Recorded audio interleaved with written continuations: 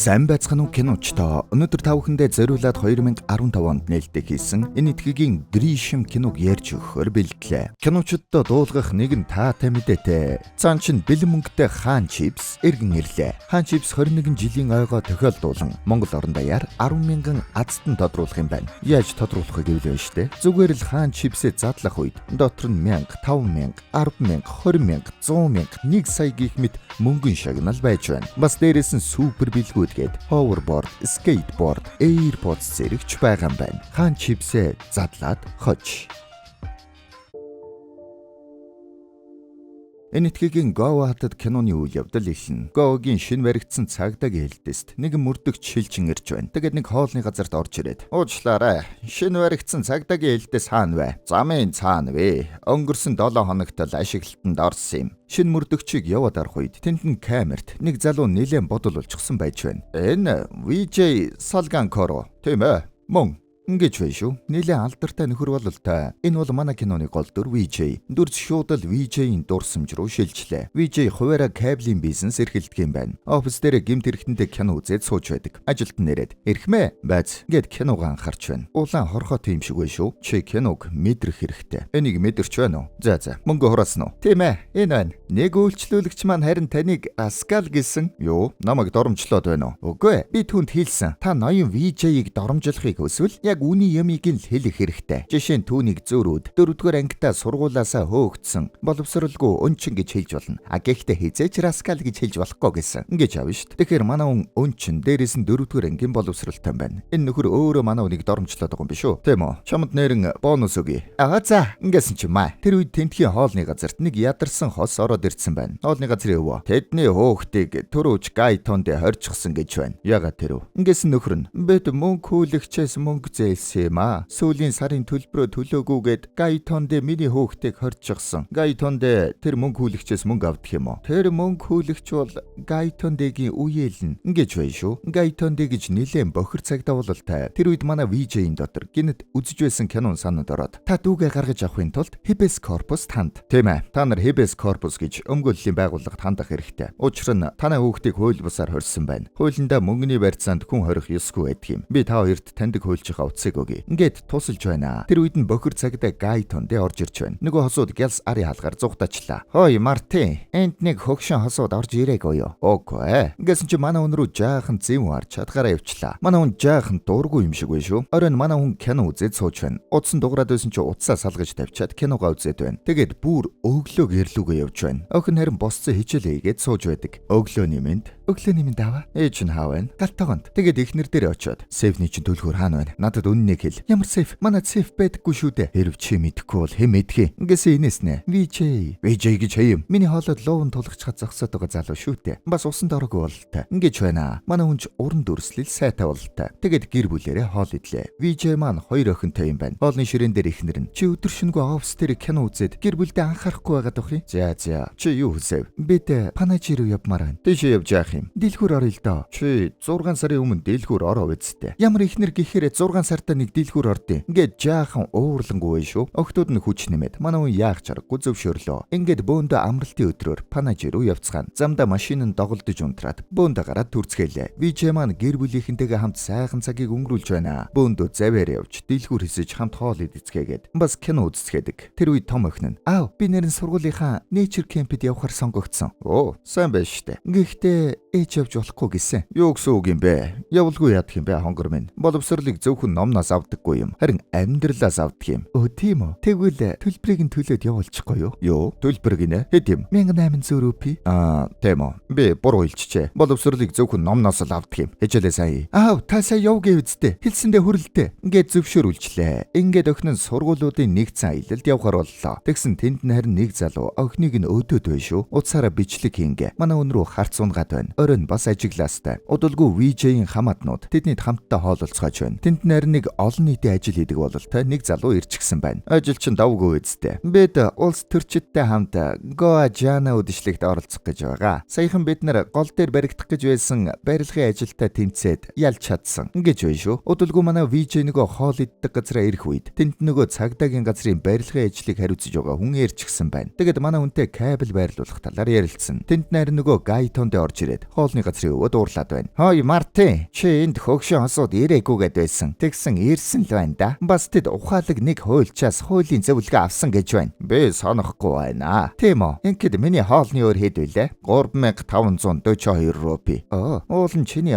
санамж муудаг л байх шиг байх юм. Бэрхчлээ. Энэ мөнгө миний зуучлалын хөлс гэж тооц. Юу зуучлал вүлээ? Манай цагдаагийн газрынхын энд орж ирж хоол идэж байгаа. Бас шинэ цагдаагийн газарт ажиллаж байгаа байрлагчид наашаа орж ирж байгаа. Хэн тэднийг нааш нь оруулж байна гэж бодож байна. Би хувь авах ёстой үсттэй. Ингэж байна шүү. Тэр үед нь виж босч ирээд энд байгаа ганц хоолны газар нь энэ байхад байрлагчид наашаа орж ирэх нь ойлгомжтой үсттэй. Үнэхээр чи зуучлсан гэж юу? Би цагдаа хүн. Тэднийг орж ирэхийг нь бойлуулчихж бас чадъя шүү. Ингээд мөчөөгөө өгдөггүй. Тэр үед нь арай шударгаарыг нэг ахлах орж ирж байна. Ой вэжэй, сони юу байна да? Би дөнгөж сая ноён Гайтондтэй хувь тохирчход байж байна. Ямар хувь бэлээ? Ноён Гайтондэ цагдаагийн газрын ажилчид болон байрлагчдыг нааш нь оруулсан гэд хувь авч байна. Ингээд ховлчлоо. Гайтондэ тэндээс муухай хараад үлдлээ. Удалгүй манай хүн гэртээ цэцэг тарих гэд нэг ухаж байна. Эхнэр нэрээд эх 7 хоногт 10 дугаар сарын 3-нд манай багш Панажид лекц тавих юм байна. Бүгдээрээ очицгоё. Чи очихгүй юу да? Хамтдаа явна. Үгүй бол хин ч явахгүй. Ингэж байна шүү. Манай виж харин нөгөө байрлагын компани захиралд гараашаа янзлуулах захиалга өгч байдаг. Эрэх даваа гарагт бид цагдаагийн газрын шалыг цутгаад дуусна. Тэр үед янзлаад өгье. Нэг л өдрийн ажил юм байна. Ингэж байна. Тэр өрөө нь виж жаахан эвгүй кино үзлээ. Хажуудаа байсан ажилтнаас жаахан санаа зовоод байна. Тэгэд босоод "Өөсөө, миний толгой өвдөд байна. Гэртээ харьлаа." "За, ашгүй анзаараагүй юм шиг байна." Ингээд гарах гэсэн чинь Сани Лян үзэхээр угаасаа толгой ч өвдөн шүү дээ. Ингэж аав штт. Чаавс мэдсэн байна. Тэгэд шууд гэртээ ирлээ. Эхнэр нь хаалган голгож байна. Заримдаа би ингэж боддгий.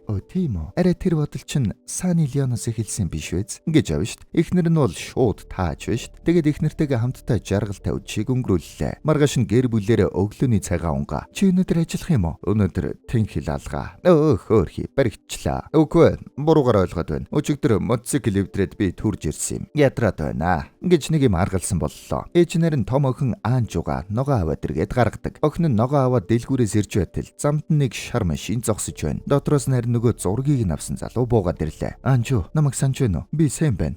Тийм ээ. Чи энд юу хийж байгаа юм бэ?" "Би энд чамтай уулзахаар ирлээ." Ингээд дөхөд байна. Удахгүй охин нь гэртээ нилээн айжсан байртаа орж ирж байна. Юу болч вэ? Угаалгын өрөөндөө орсноо түрүүн юу болсон талаар боддог. Тэгсэн нөгөө залуу утсан дээрээ бичлэг үзүүлтэл Аанжугийн усанд орж байгаа бичлэгийг нь нууцаар хийчихэж, "Энэ бичлэгийг чи устгуулмаар байна уу? Эсвэл интернетэд тавьж чамаг болон танаа гэр бүлийг шившиг болгох уу?" "Сэм, гуй, устгахчих тийхүү. Тэгвэл надад нэг хүсэлт байна. Өнөөр 11 цагаас танаа гэрийн гадаа уулзъя. Ганцаараа ирээрэй." Ингээчээд яваад өгсөн юм байна. Оройн Аанжу бөөн бодол болчихсон хэвтэж байна. Ээж нь орж ирээд "Миний охин зүгээр үү? Би нүвцэн харагдаад байх юм." Ингэж байна. Охин зүгээрээгээд юу ч хэлсэнгүй. Цаг 9 цаг болж байна. Манай виж харин ажил дээр кино үзээд байж байдаг. Их бороотой шөнө байна. 11 цагийн үед Сэм гээд залуу Аанжугийн гэрийн гадаа ирчихсэн байна. Аанжу харин гараашийн хаалгыг онгойлгоно. Залуу ороод иртэл гэнэт гэрэл аслаа. Гайхаад тартал ээж нь байж байна. Ашгүй ээжтэй хэлж гэж "Чи ингэх хэрэггүй байсан. Одоо би чиний бичлэгийг интернетэд тавина." Ээж нь тэндээс "Хүү минь, чи яагаад ингэж байгаа юм бэ? Битггүй ч байна. Түүний амьдралыг битгий сүтгэж." Ингэсэн чи нөгөө бичлэгийг нь үзүүллээ. "Би энийг интернетэд тавьбал танаа охины усанд орж байгааг нийтээрээ харна. Гуй, устгахчих. Манай гэр бүлийг бодооч." Ингэснэ гяс утсыг нь авах гэж үзлээ. Сэм харин ээж өх хоёрыг хоёр тийш нь түлхэж унгаад. Тэгснэ ээж дээр нь очиод харж байгаад "Тайвшир. Би энэ бичлэгийг устгана. Харин та миний хүсснийг өг." Ингэж авна штт. Задарсан нөхөрвэ. Өглөө нь виж гэртээ иртэл гэрээр нь дүүрэн шавхааны мөр байж байна. Гайхаад яваад ортол гэрийнх нь бүгд уйлчгаж "Юу болсон бэ?" "Аава, юу болсныг надад хэлээд өгөх хүн байна уу?" Инgeэх үед юу болсныг нь хэлнэ. Ээжийг нь сүрдүүлж явах үед Аанжу төмөр аваад утсыг нь цохих гэж байж Сэм харин бичлэгээ харуулах гээд утсаа өргөцсөн юм байна. Аанжу утсыг нь цохих гэж байгаад санаандгүй Сэмийг цохиод унгаачгаж унсныхан дараа утсыг нь цохиод эвдэлчихнэ. Ээж нь харин Сэмийг хараад "Аанжу, тэр амьсгалахгүй байна." Ингэж байна. Сэм амьсгал хураачсан юм байна. Аанжу аав руугаа залгасан ч аав нарийн утсаа салгаж тавьчаад кино үзэж байж. Тэр үед баг дүүн чимээ сонсоод сэрчихсэн юм байна. Сэрээ тартал ээж ихч хоёр нь нэг юм гадаа булж байдаг. Ийм л юм болсон юм байна. Виж бүгдийг нь сонсож дуусаад хэсэг бодлоо. Эхнэр нь "Би буруу юм хийчихсэн үү? Бид зүгээр цагтаа дуудах ёстой байсан юм уу?" "Эдгээр тийм боловч тэгсэн бол охины маань амьдрал сүрэх байсан. Би хайгаад байна. Би шоронд орох бах та." "Битгий.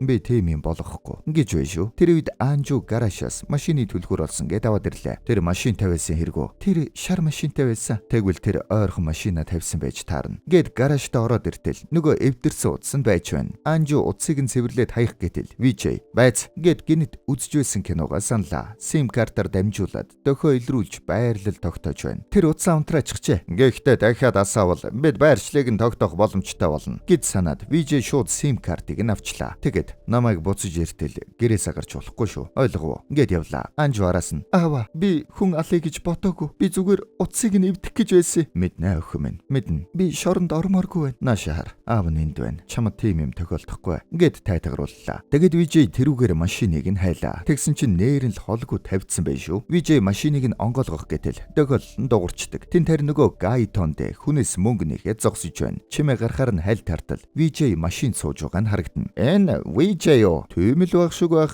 Тэр машин авсан бах та. Ингээд хараад үлдлээ. Манай хүн тэндээс машиныг нь унаад нилээн ол явлаа. Тэр үед харин ээж хоёр ярьж байна. Ээж ингээд Сэм хиний хүүхэд гэдгийг мэдхүү. Хиний хүүхэд юм. VJ машиныг нь унж явж байгаад замдаа нөгөө панажид болох лекцийн зар хараад байж байна. Тэгээд нэг юм бололтой. Явж байгаад гар утасны дэлгүүрт ороод шин утас авлаа. Чи энэ SIM картыг нь хийгээд өгөөч. Ингээд худалдагчаар хэлгэн. Тэгээд цаашаа явж байгаад нөгөө утсаа хүргэлтээр өөр хот руу явдаг ачааны машин дээр шидчихдэг. Тэгээд нөгөө олон нийтийн ажил хийдэг гэд байсан хамаатныхаа яриаг бодож байгаад чулуун хавцлуудын дунд үйлдвэр ажилуулах гэд байсан газар нь хүрээд ирлээ. Бид нар тэр газрыг хаалгасан. Тэд байгальд хортой юм хийгээд байсан гэсэн үг нь санаанд орж байна. Тэнд очиж хүн харж байгаад нөгөө машина ус руу хийчлээ. Тэнд нь харин нэг хүн явж байна шүү. Манай хүн гялснуудаа тарлаа. Нөгөө хүн харах нь гэтэл ашгүй харсангүй. Машин живчлээ. Оройн харин офс дээр ирээд ажилтнаа. Маргааш бид гэр бүлээрээ хамт алдартай гүүрүүгийн лекцэн суухаар панаж явж байгаа. Хэд хоног болоод ирнэ. Ингээд явдаг. Оройн гэртээ ирлээ. Гэрийнх нь бөөн айдас болчихсон байна. Манай хүн орж ирээд гэрийнхнээ тэрвэрлээ. Эхнэр нь тэндээс VJ бид баларч Сэм Гогийн цагдаагийн даргын хүү байсан гэж байна. Ингэж байна шүү. Дөрс шилжид цагдаагийн газарт хоёр нөхрийг өлөгчгсөн. Дэлб нүдэж байна. Тэндээс болно гэсэн чи эмэгтэй цагдаа байна. Ширүүн цагдаа бололтой. Мөрдөгч Дисуца, мөрдөгч Мохоти. Энэ нэрнүүд бол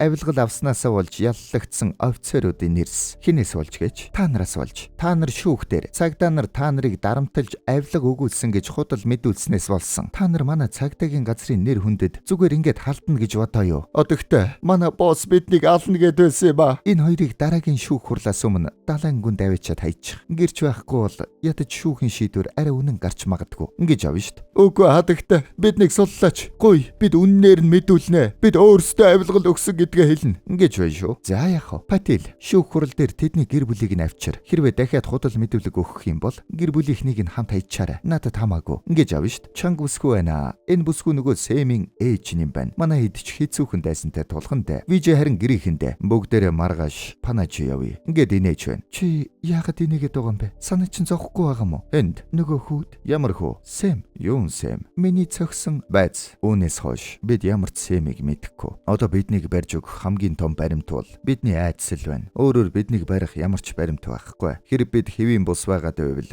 хүмүүс ч анзаарах болно. Тиймээс юу болсныг март. Машин яасан бэ? Энэ мэдээллийг би өөртөө үлдээнэ. Тэр нь та нарт аюулгүй. Юм абаг л. Маргааш бид панаж явна. Магадгүй сэтгэл маань багч гисэн сэргэх бах. Ингэж байна. Нөгөө талаар нь Сэмийн аав ээж хоёр нь хүүн ирэхгүй удсан гэд жаахан гайхаад байна. Аав нь бизнесмен бололтой. Ээж нь харин цагдаагийн дарга юм байна. Манай хэд панаж явах замда автобусанд билетээ шалгуулаарай. Оо, ноён VJ. Та гэр бүлтэйгээ аялж яваа мó? Тийм ээ. Бид гүүрүүгийн лекцэн суухаар панаж явж байна. 3 билет өгөөч. Байлж үзье. Таныг би автобусанда мөнгөөр зорчуулна гэж бодоо юу? Гэснэ мөнгөний авсангүй. Тэгээд манай хэд нөгөө гүүрүүгийнхээ лекцэнд очлоо. Гэхдээ лекцэн дуусчихсан. Юм хурааж байдаг. Манай хэд тэрүүгээр жаахан сууж байгаад явна. Дараа нь нэг зочид буудалд бууцгаагаад оройн нэг газар хоол идцгэн. Гэрийнх нь нэлээд гонигтай хэвээрээ байгаад байна. Бас буудлын өрөөнд хоол захиалж идлээ. Маргааш нь тентхий алдартай ресторанд бөөндөө хоол идцгэн. Бас кино үзлээ. Гэхдээ кино нь ерөөсөө сонирхолтой санагдахгүй байх шүү. Тэгээд автобусаар буцаад гэртээ ирцгээдэг. VJ гэрийнхэндээ санаж яв. Айдас бол хамгийн сүүлчийн хэд мөрийн баримт. Өөр ямар ч баримт байхгүй. Одоо бид энэнээсээ салах хэрэгтэй. Бас одооноос худалдаж авсан юм болгоныхон баримтыг хадгалаарай. Ингэж байна. Нөгөө тал тарин цагдаагийн дарга хүүгээ бодоод жаахан санаашраад байна. Нэр нь нэг л с жигтэй болоод явчлаа шүү. Тэр үед манай хэд дээр цагдаа ирж байдаг. Охин найгаад яг эвгүүтгийн даван дээр VJ хүрээд ирлээ. Тэгсэн чи таньдаг цагдаа нь шал өөр ажиллаар ирсэн болж таарна. Охин нь аавынхаа ард уйлаад байна. Эвгүүтг шахлаа шүү. Цагдаагийн дарга харин хүүгийнхээ утсыг мөрдүүлсэн байна. Бид хүүгийн тань утсыг мөрдтөл Тамил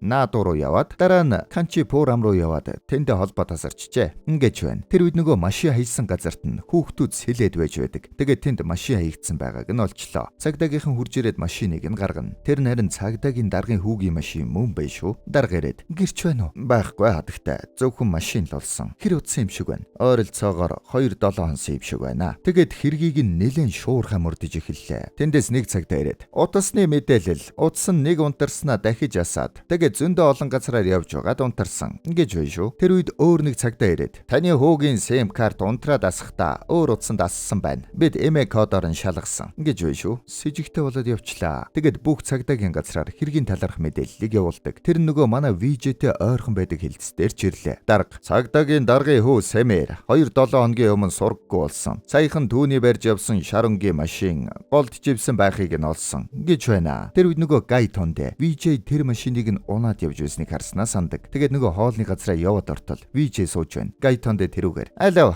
нэг масала өгөөд. Цаах уу? Цаа ууж явах цаг алгаа. Би том хэрэг илрүүлэхээр авсан. Ингэснэ толинд VJ-г харж байгаад нэг шар машин Стони Quarry-гаас олдсон гэж байна. Ингэсэн чи VJ цочоод харж байна. Гай тондэ инээгээд гараа явчлаа. Гарангуудаа шууд даргадаа хэлнэ. Дарга нь чи юугаа яриад байгаа юм бэ? Ингээд хүлээж авдаггүй. Тэр үед VJ хажуугаар нь явж байна. Гай тондэ тэр машины талаар сонсоод их сэжигтэй харсан. Одоо тэр эргэж харна. Харж бай. VJ тэрүүгээр яванга яг эргэж хармаар санагдаад болдоггүй шүү. Тэгээд яг эргэж харах гэснээ чигээрээ яваад өглөө. Дарга. Тэр харахгүй л байна штэ. Чи юугаа яриад байгаа юм? Энэ талаар нөгөө хоёр бүр том даргадаа хэллээ. Нөгөө ахлах эрхмэ. Гай тондэ өөрөө VJ-д дургүй. Тийм учраас энэ хэрэг дээр түүнийг гүтгэж байх магадaltaй. Ингэсэн цаанаас нь Гай тондэ ороод ирлээ. Эрхмэ 10 дугаар сарын 3-ны өдөр би Субаш руу шалгалт хийхээр явсан. Тэнд ажиллаа хийж явахдаа VJ-г харсан. Би 100% итгэлтэй байна. Ингэж байна. Тэр өрөөнд VJ гэрийнхэнтэйгээ хамт цагдаад юу гэж хэлэх вэ гэдэг талаараа ам нийлүүлж байна. 10 дугаар сарын 3-нд бид хаана байлаа? Паначи юу хийсэн бэлээ? Бид лекц сонссон. Эхнэр нь тэнд. VJ цагдаа нар бидэн дээр ирэх юм уу? Тийм ээ. Тэд ирнэ. Эзэ гэдгийг нь мэдэхгүйч. Тэд заавал ирнэ. Бид бэлтгэлтэй байх ёстой. Тэд та нарыг унахын тулд цохилдуулж асууна. Тусд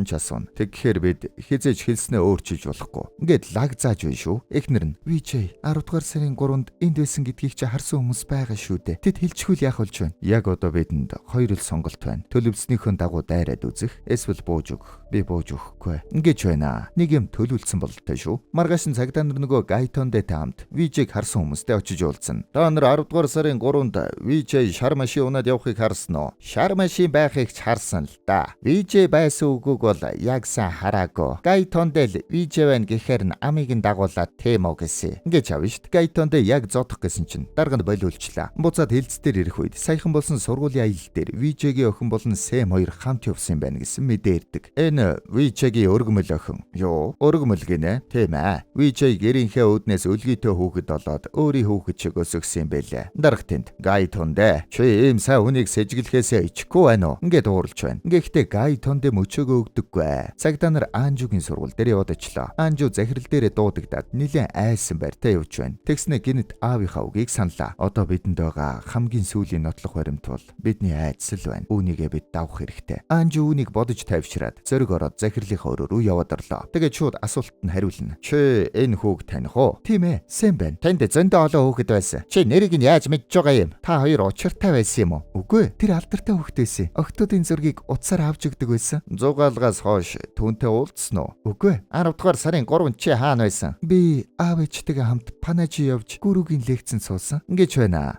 За баярлалаа. Ингээд өхнийг явууллаа. Цагдаа нар шууд тэдний гэрт ирлээ. VJ бас яг ирж таарна. Гайтондэ. Чи ажилласаа хөндөрдөггүй хүн. Ягаад ийм эрт гэртээ ирэв? Охны маань сургуулийн захирал бидэн рүү яриад цагдаа нар ирсэн гэж хэлсэн. Тэгээд илэрлээ. Тэгээд манай хоёрыг байцаалаа. Энэ хүүг таних уу? Үгүй, энэ хүү алга болчихсон. Хамгийн сүүлд танаа энэ хавьд байсан мэдээ байна. Эхнэр нь гэхдээ бид 10 дугаар сарын 2-нд гэртээ байгаагүй шүү дээ. Гайтондэ. Тэр бид нар 10 дугаар сарын 2 гэж юу ч хэлээгүй байхад чи 10 дугаар сарын 2 гэлээ. Ингээд баригдлаа да. Гэсэн VJ тэндээс энэгээд болж үзээ. Охны маань захирал бидэнтэй ярьж хэлсэн гэд байна. Ингээд харгалчлаа. Би чамайг шар машин унаад явж байхыг харсан. Би тэнд байсан. Ингэсэн чи VJ. Гайтондэ надад дургу. Намайг юу ч хэлсэн тэр худалчил гэж хэлнэ. Би 10 дугаар сарын 2-нд Панажид байсан. Мо хотолч хөөхөөрхи яг хэлж байна шүү. Дараа 10 дугаар сарын 2-нд яг юу хийснээ ярь гэх үед манай хүн бүх деталийг ярьлаа. Бид Панажи руу автобусаар явсан. Тэгээд багшийнхаа лекцэн цуугаад тэнд зочид буудалд буусан. Хоол идэж кино үзсэн. Буцаад ирэх үед бор орж байсан. Ингэж байна. Тэгснэ автобусны тасалбар тэнд идсэн хоолны баримтууд энтрээ үзүүллээ. Гайтондэ. Энэ сэжигтэй биш байна уу? Хин ингээд автобусны билет хадгалаад явж байдгийг албаар хуурамчаар хийсэн байна. Би бизнес эрхлэгч хүн. Сарын сүүлд орлого зарлага цагдааныгаа тооцохын тулд баримтуудаа хадгалдаг юм л та. Ингээд аргалчлаа. Цагдаа нар яах чаргагүй болоод явлаа. Эхнэр нь би баллах шахсан уу? Тэглээ. Гэхдээ зүгээр дээ. Цагдаа нар буцах замдаа тэдэнд баримт хангалттай байна. Гэхдээ юу ч гэсэн төв рүү мэдээллээ дээ. Ингэж байна. Оройн харин манай хэд аава тэд эргэж ирэх үү? Тэгнэ. Тэд эргэж ирнэ. Удалгүй цагдаа нар эмэгтэй даргад олсон бүх мэдээллээ дамжуулдаг. Чи VJ гэж хүн миний хүүгийн машиныг унж явахыг үнэхээр харсан гэж үү? Би дугаарыг нь сайн хараагүй ч тийм ээ. Би андгаалээ. Тэд 2-3-нд панажид байсан гэж байна штэ. Бүх баримтууд нь баталж байна. Тэд худлаа ярьж байгаамаа ирхмэ. Баримтууд нь хуурамч байж таарна. Ингээд чичрээд байна шүү. Дарга мэдэж ядаад ах юм байхгүй. Тэр чин 4-р ангийн боловсралтай хүн шүү дээ. Бид хит цохилдуулж асуугаад л үннийг нь олоод мэдчихнэ. Маргааш тэднийг хилцээр аваад ир. Ингээд байна. Ингээд маргааш нь манахныг бөөнд нь цагдаагийн хилцээр авчираад тус-тусад нь байцаалаа. Манайхан аман зүрхэхгүй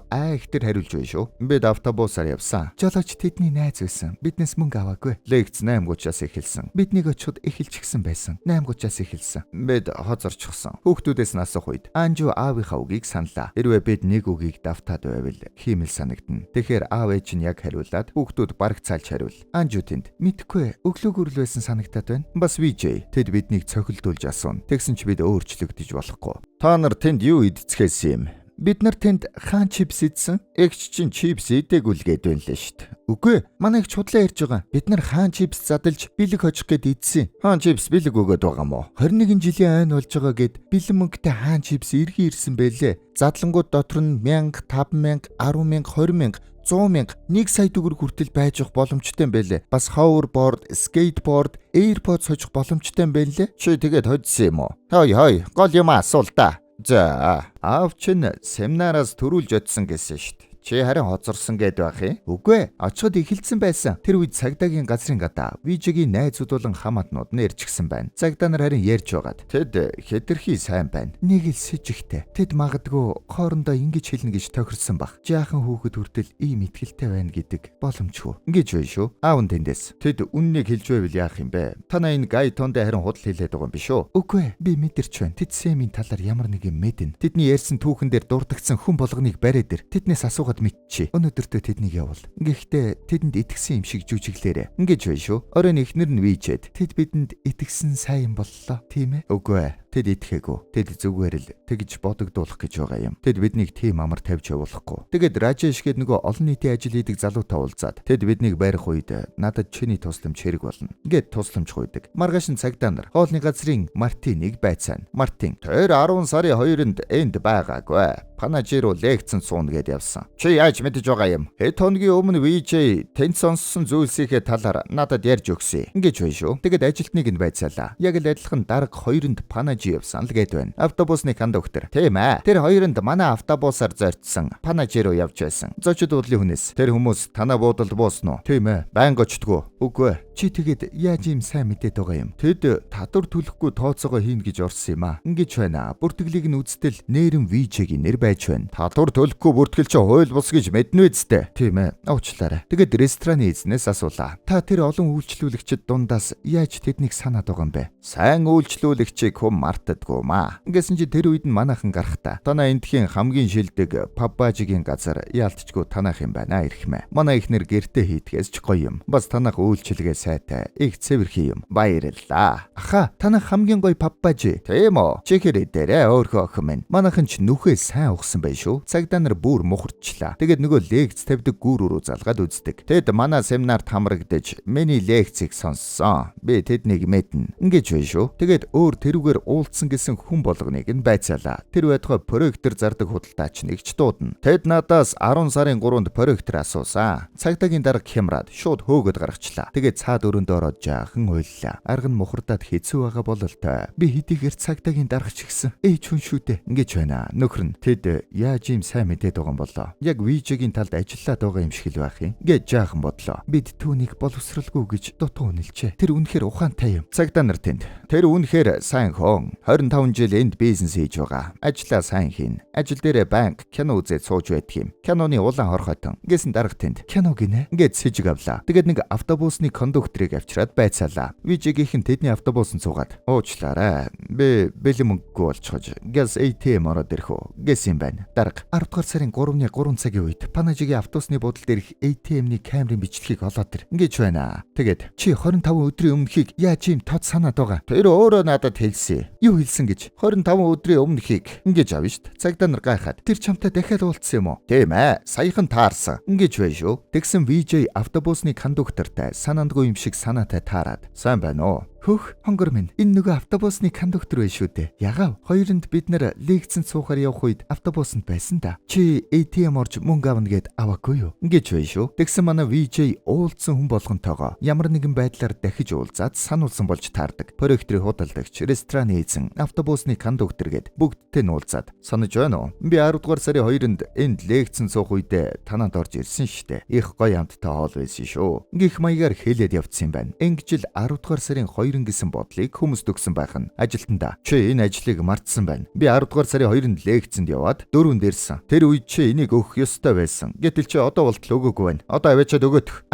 За. Манай хүн тэгэхээр 10 сарын 2 гэдэг хугацаанд өөрөө хүмүүсийн толгойд хийгээд яваад байсан юм байна. Тэр үед нөгөө гүрүү залгаад миний лекцэнд суухаар захиалсан хүмүүсийн нэр стонд VJ-гийн нэр байхгүй байх юм. Ингэж байна шүү. Цагдаа нар тэр захиалга өгөөгүй байна гэдг нь түүнийг тэнд суугаагүй гэж баталж чадахгүй. Одоо ATM-ийн камерал гол баталгаа. Ингээд камерын бичлэгийг үзцгэн. 10 дугаар сарын 3-ны өдөр Панажигийн ATM-ийн камер. Үзсэн чи яг 3 цагийн хавцаа VJ дүрээрээ ороод ирж байна шүү. Бүгд шок. Тэр үннийг хэлж байжээ. Бид шал дэмий цаг үрсэн байна. Одоо дууссан. Дарга тэнд. VJ бол үнэхээр гоц ухаантай нэг юм. Гэхдээ бид нэг юмыг алдсан байна. Юу тэр үнэхээр үннээ хэлж байж. Тэд үнэхээр Панажи руу явсан юм байна. Харин ганцхан зүйл дээр л худал хэлсэн. Тэр нь 10 дугаар сарын 2 биш. Тэд дараа нь яваад яг 10 сарын 2 мэд харагдуулах зүйлийг хийсэн юм байна. Ингэж байна шүү. Тэгээд тайлбарлалаа. 10 дугаар сарын 2-нд VJ Semi машиныг унж яваад шинэ утсавд SIM картыг нь хийсэн. Тэгээд тэндээсээ шууд Панажи руу явж ресторанд гэр бүлээрээ идэж байгаа мэд захиалга өгөөд хоол авсан юм байна. Тэгээд тэр баримтаа хадгалсан. Бас автобусны тасалбар, киноны билет авсан. Баримтуудаа бүгдийг нь аваад бас ATM орж дүрсээ үлдээсэн. Харин удалгүй гэр бүлээрээ тэнд дахин ирээд яг авсан баримтуудынхаа дагуу дахин явж хүмүүст харагдаж дурсамж бүтээсэн. Хүмүүсийн дотор дурсамж санагдахаас биш. Яг хэдний өдөр гэдг нь мэдэгддэггүй шүү дээ. Тэгээд лекцийн бичлэгийг авч бөөндөө үзсгэсэн. Бас буудалд ороод ресепшны дэвтэр дээр захиалга өөрсдөө нууцаар бичсэн. Тэгээд тэр өдөр авсан бүх баримтуудаа устгаад өмнөх сарын 2-ны өдрийн баримтуудаа хадгалсан. Тэр өдөр ATM орно гэж худлаа яриад үнэндээ ATM ороогүй. Дараа нь хүн бүртээ уулзаж дахин ярих та. 10 дугаар сарын 2 гэж тэдэнд дахин сануулсан гэд учрыг нь тайлчлаа. Цагдаагийн даргын толгой гэж янзын юм бэ шүү. Бид одоо яах вэ? Яг үнэндээ баталгаатай баримт байхгүй бол бид баривчилж чадахгүй. Бидэнд байгаа нь зүгээр л таамаг. Одоо харин бид тэдний амнаас үг сонсох хэрэгтэй. Ингэснэ маргааш нь хүчээр баривчлалаа. Баривчлаад явх үед нь харин нөгөө олон нийтийн ажил хийдэг нөхөр дурсамжаа саналаа. VJ түнд хэрэг биднийг бариад аваад явбал энэ хүмүүс рүү залгаж дуудаарай. Ингээд дугаарууд өгсөн юм байна. Тэгээд цагдаагийнхан VJ-гийнхнийг зогсоогоод нүүрэлтлээ. Тэгээд ямар төлөвлөгөө гаргаж яаж хуурах гэж оролцсон гэд бүгдийг нь яг тааж байна. Манайхан жаахан сонирн болоод байна шүү. Тэгснэ. Гайтондэ. Ингэсэн чи гайтондэ ирээд шууд зодож гарлаа. Унна хэлээч. Унна хүлээ гэд гэрийнхнийхэн нүдэн дээр VJ-г зодоод байна. Тэгснэ эмэгтэй цагдаа нараар эхнэр өхөн хоёрыг нь бас зодуулдаг. Гадаа нэрэн баахан сэтгүүлчд болон VJ-гийн хамаатнууд цугларсан байна. Тэр үед Сэми найз Алекс гэдэг залуу ирсэн гэж байна. Дарга очоод уулзтал. Сэм бит хоёр кемп дээр Аанжугийн усанд орж байгаа бичлэгийг нууцаар хийсэн. Ингээд хэллээ.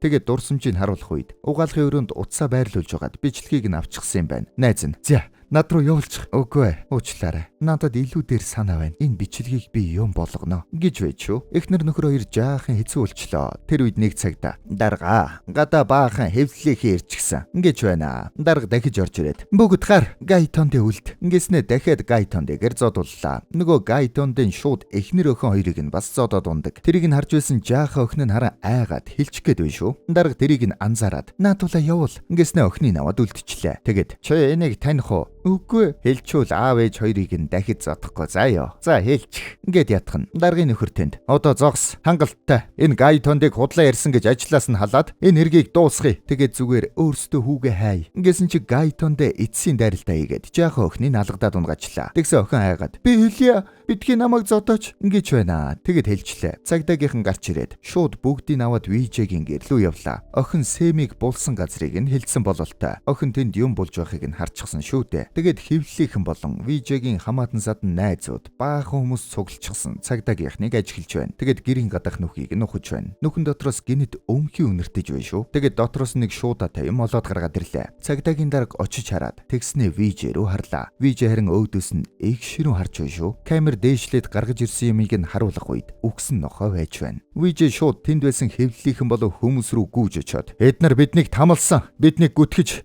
манай жаахан охиныг хүртэл зодсон. Ингээд хэлчлээ. Хүмүүс шууд дайрж орж ирээд Гайтондыг зодож байна. Цагдаагийнхан даргыг аваад Гялс тэндээс зугтлаа. Ингээд VJ яллаа. Говогийн мэдээгээр Говогийн цагдаа нар гэмгүү гэр бүлийг хэлмэгдүүлж зодож ирүүцэн хэрэг гарсан байна. Хэдийгээр тэд гэмгүү гэдг нь батлагдсаар байхад тэднийг эрүүд нь шүүж хэрэг хүлээлгэхийг завдсан байна. Үүнээс болж цагдаагийн дарга болон эрүүд нь шүүсэн цагдаа нар ажилласаа халагджээ. Ингэж байна шүү. Бүх юм болоод өнгөрсөний дараа манай хоёр ярьж байна. VJ чи тэр цогцыг хизээ авчихсан юм бэ? Панажигаас ирсэн тэр шөнө авчихсан юм а. Хаана болсон юм? Үүнийг би чамд хэлэхгүй. Энэ мэдээллийг би булшинд аваад орох болно. Тэр үед нь харин тэдний дахиад цагдаа нар хүрээд ирлээ. Хүмүүс та нар яах гэж ирэв? Дахиад тамлах гээё. Шүүхийн шийдвэр чи хаана байна? Ингээд том орч байна шүү. VJ болиулаад хамт явлаа. Тэгсэн нэлээд холоо байчаад цагдаагийн дарга болон нөхөр хоёртой уулзуулж байна. Нөгөө хоёр нөхөр нь бид энд цагдаагийн дарга эсвэл бизнесменийн хуваар биш. Зүгээр л аав ээж хүний хуваар ирсэн юм а. Эмч биднийг хүүхэдтэй болохгүй гэж байхад бид золоор нэг хүүтэй болсон. Бидний ганц хүү болохоор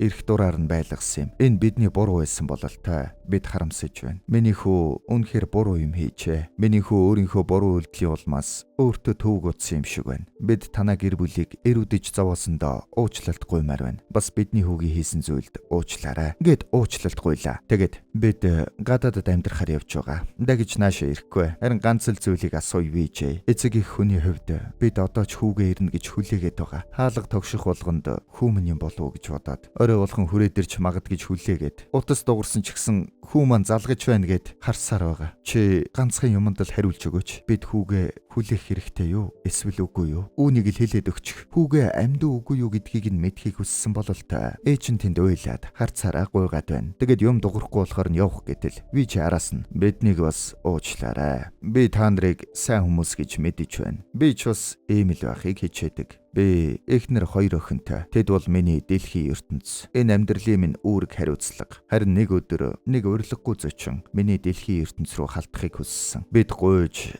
аргадаж түүнээс явахыг гуйсан. Гэхдээ тэр сонсоогүй. Тиймээс бид тэр урилгагүй зочныг хизээж эргэж ирэхгүй газар руу явуулсан юм. Ингээд хэлчлээ. Ээж нь халаглаад уйлж байна. Би та нараас уучлалт гуйх юмсан гэж зөндөө хүссэн. Гэхдээ гэр бүлийнхээ төлөө чадаагүй юм. Уучлаарай. Ингээд явууллаа. Дүрс шилжиж яг тэр харцтайгаа цагдаагийн газар сууж байна. Кино буцаад эхэнд гарч байсан хэсэг рүүгээ очиж VJ-г дарга дуудаад VJ чи цагдаа нарыг мангартуулж чадна гэж бодож байна уу? Энд гарын үсгээ зур. Чамайг гэмгүү гэсэн баримт. Гэхдээ чи цагдаа нарыг дийлчихсэн гэд бөөн баяр болж байна уу? Чиний нуусан цогцсыг хэрвээ олчих юм бол чи дуусна. Бид заавал олох болно VJ. Зүгээр л хүлээж бай. Эрхмээ. Би таныг ойлгохгүй байна. Цагдаа нар биднийг айлгах биш, хамгаалах ёстой үсттэй. Би та нарыг намайг хамгаална гэдэгт итгэлтэй байна. Баярлалаа. Ингээд тэндээс гарч байна. Яг гарах үед нь Сэмийн цогцыг буулж байсан хэсэг нь давхар гарна. Буулчхаад гарах үед яг энэ барилгыг баригдаж дуусаагүй байх үед нь ийшээ ирж байсан болж таардаг. Тэгэхээр нөгөө цогцыг шинээр баригдсан цагдаагийн газрын дор булчихсан юм байна. Дурсамж руугаа шилжих үед нөгөө барилгын компани захирал бид цагдаагийн газрын шалыг нэг дэх өдөр цутгана. Тэгэд чиний гараа шиг янзалж өгье гэж хэлж байсныг нь санаж байна. Тэгэд тэндээс гарч ирж гүнзгий амьсгал аваад кино манд дуслаа. Гэмт тэргээ нуусныхын төлөө VJ-гээр бахархал тань биш. Гэхдээ л зөвхөн кино байгаа биз. Киночуд байлаа.